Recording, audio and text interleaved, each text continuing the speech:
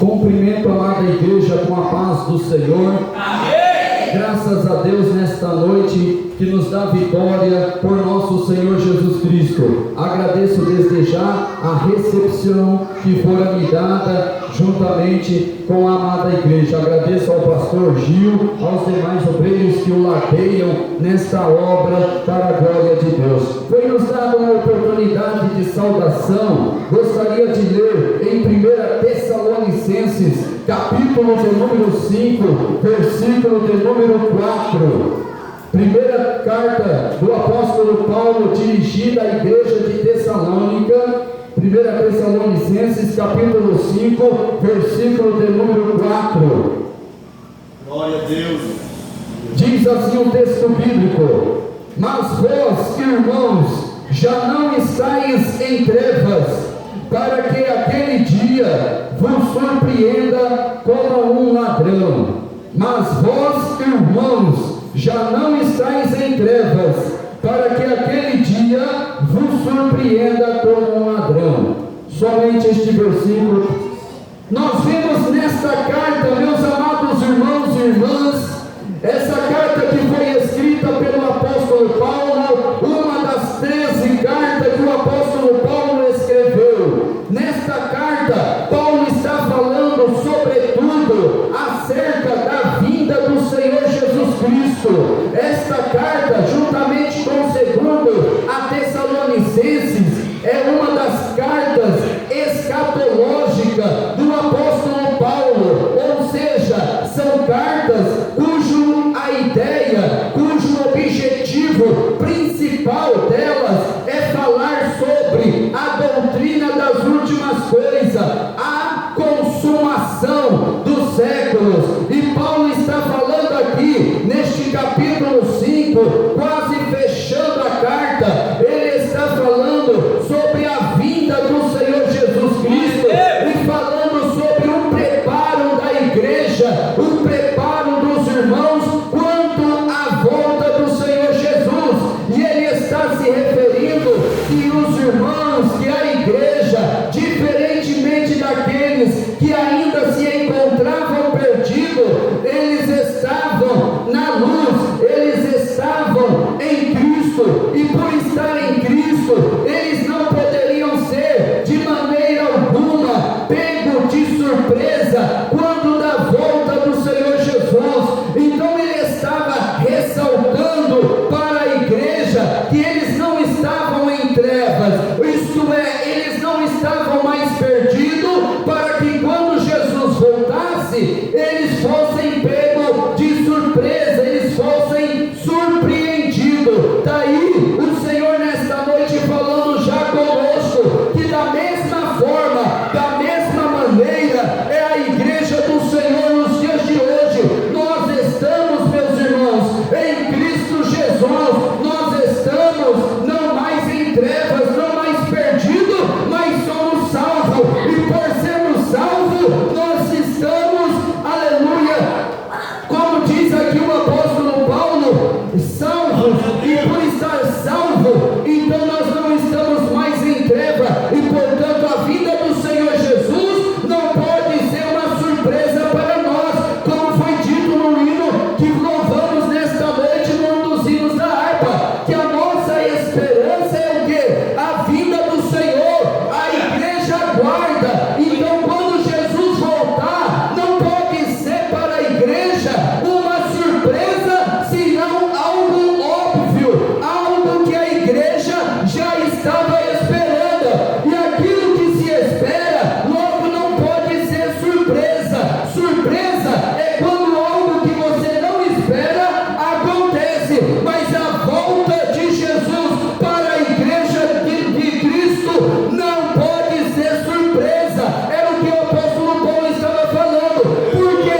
Porque nós não estamos mais em trevas, mas sim estamos na luz, e por sermos filhos da luz, ele vai dizer, nós somos do dia e não da noite. Então ele faz um jogo de palavras ali. O apóstolo Paulo usa figuras de linguagem para ilustrar aquele tempo ali da igreja, em que a igreja ela não poderia estar despreparada. Qual era a ideia do apóstolo Paulo, inspirado pelo Espírito Santo? Era falar justamente de que a igreja, ela tem por obrigação estar preparada para a volta do Senhor Jesus.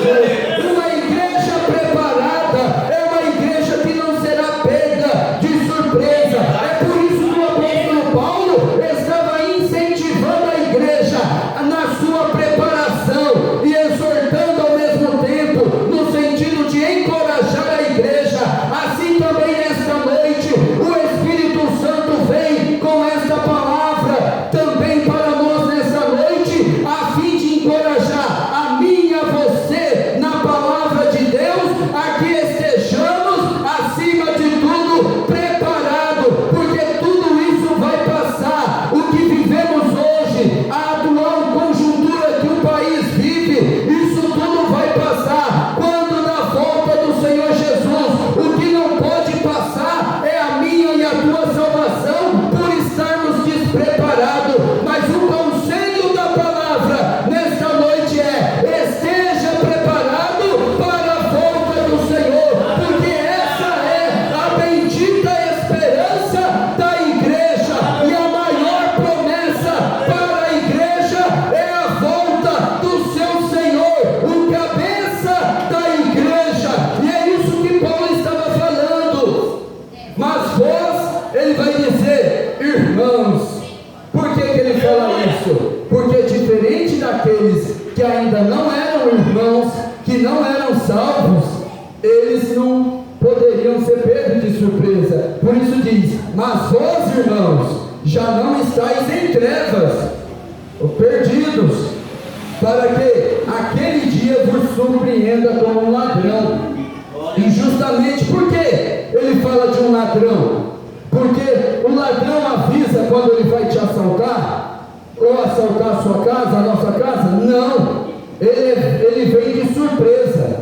Então, nesse sentido que o apóstolo Paulo usa essa ilustração do ladrão, justamente para falar da vinda de Jesus, que quando ele raiar nas nuvens, para muita gente será surpresa. Até diria, naquele antigo hino da Sofia Cardoso, muitos serão pegos de surpresa nesse dia. Para muitos será tristeza, mas para a igreja alegria. Já dizia naquele louvor. E é uma realidade, mas a igreja não pode ser pega de surpresa. Era isso que o apóstolo Paulo estava dizendo. O mundo aí fora vai ser pego de surpresa, mas a igreja não pode. E é isso que ele estava dizendo. Por isso que ele inicia o capítulo dizendo: acerca dos tempos e das estações não necessito falar, porque vós mesmo bem sabeis muito bem que o dia do Senhor virá como ladrão de noite. E a tendência do ladrão normalmente, hoje em dia, até que rouba até de dia, mas normalmente o ladrão ele ia roubar de noite, justamente para o quê? Qual é a ideia? Não ser visto. Tanto que ele vai dizer aqui,